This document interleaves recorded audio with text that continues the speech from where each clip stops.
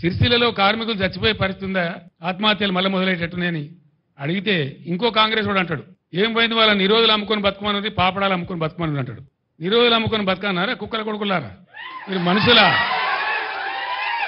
మనుషులా మీరు? లక్షలాదిగా ఉండేటువంటి చేనేత కార్మికుల మనోభావాలు దెబ్బతీస్తారా మీరు? మీరు ఇస్తే ఇచ్చిండ్రు, పీక్తే బీకిండ్రు, ఇవ్వకపోతే శాత కాకపోతే ఇవ్వకుండా. కానీ నిరోధులు అమ్ముకొని బతుకుండ్రి, పాపడాలు అమ్ముకొని బతుకున్నట్టు వాళ్ళు మనుషులా కనబడతలేరా? గర్జిస్తారు బిడ్డ, చేనేత కార్మికులే ఇలా పులులే గర్జిస్తారు, మిమ్మల్ని తరిమి కొడతారు, జాగ్రత్త అని చెప్పి నేను హెచ్చరిస్తా ఉన్నా. వెంటనే బతుకమ్మ చీరలే కానీ, మరో చీరలే కానీ, స్కూల్ యూనిఫామ్లే కానీ అవన్నీ కూడా బకాయిలు ఇమీడియట్ విడుదల చేయండి. నేను చేనేత కార్మికులు చెప్పిన అవసరమైతే మా పార్టీ నుంచి డబ్బులు ఇస్తాం, వకీల ఫీజులు, మీరు భయపడేదేం లేదు, కోర్టులో గుంజుదాం, కొట్లాడదామని కూడా చెప్పినాం. రేపు ధర్నా తర్వాత కూడా స్పందించకపోతే, ఆర్డర్లు రాకపోతే 3-4 రోజులలో ఖచ్చితంగా హైకోర్టులో దావా వేస్తాం.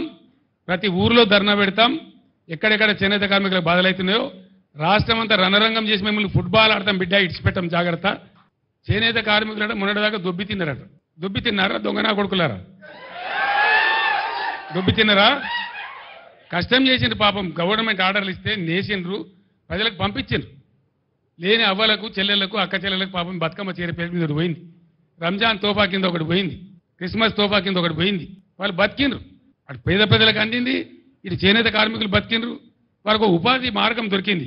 ఇవాళ 14 ఏళ్ల కింద 10 ఏళ్ల కింద తెలంగాణలో చేనేత కార్మికుల బతికి ఏముండనో మళ్ళా చేనేత కార్మికుల బతి ఆ పరిస్థితి తీసుకొని వచ్చింది ఇవాళ గవర్నమెంట్. 3-4 నెలల ఇంత పెద్ద కథ.